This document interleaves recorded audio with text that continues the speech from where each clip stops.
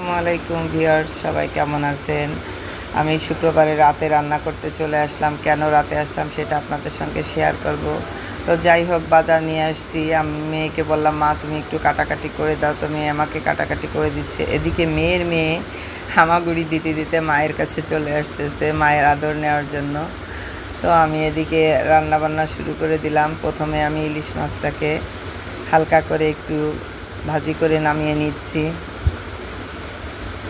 আমি সকালবেলার দিকে আমি রান্না করে রেখে গিয়েছিলাম, কিন্তু সেটা সামান্য। তো এদিকে মেয়ে আবার দই কোক নিয়ে আসছে।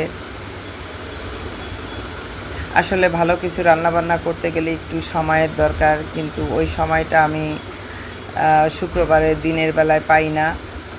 তাই তো আমি অল্প কিছু রান্না করে রেখে গিয়েছিলাম, আর এখন রাত্রে রান্না করতে আসছি। কারণ আমি যে প্রফেশনাল নিয়ে কাজ করি সেটা হচ্ছে আমার পার্লার সেকশন। তো আমাদের বিউটি পার্লারে দেখা যায় শুক্রবারের দিনে মেকআপের ক্লায়েন্ট থাকে, তো যার জন্য আমাদেরকে একটু আর্লিভাবে চলে যেতে হয়।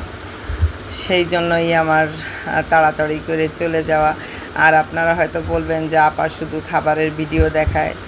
আসলে এত ব্যস্ত থাকি আমরা যারা ঢাকা শহরে থাকি, একটু ভালো পরিবেশে থাকতে গেলে, ভালো কিছু খাইতে গেলে, ভালো পড়তে গেলে আসলে একজনের ইনকাম দিয়ে এখন চলে না। যে পরিস্থিতি বর্তমান বাংলাদেশে, সব জিনিসের যে দাম, তো সেই জন্যই আসলে আমিও টুকিটাকি কিছু করি। মানে আমি নিজের বিজনেস চালাই, অন্যের চাকরি করি না।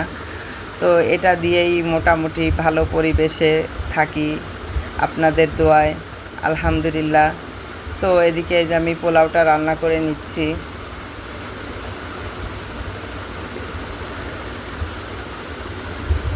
তো এত ব্যস্ততার মাঝেও যে আপনাদের সঙ্গে আমি টুকিটাকি ভিডিও করি, তো এই ভিডিওগুলো করা আমার এই জন্য যে যেহেতু আমি প্রতিদিন যে কাজগুলো করি সেইগুলোই আপনাদের সঙ্গে শেয়ার করি।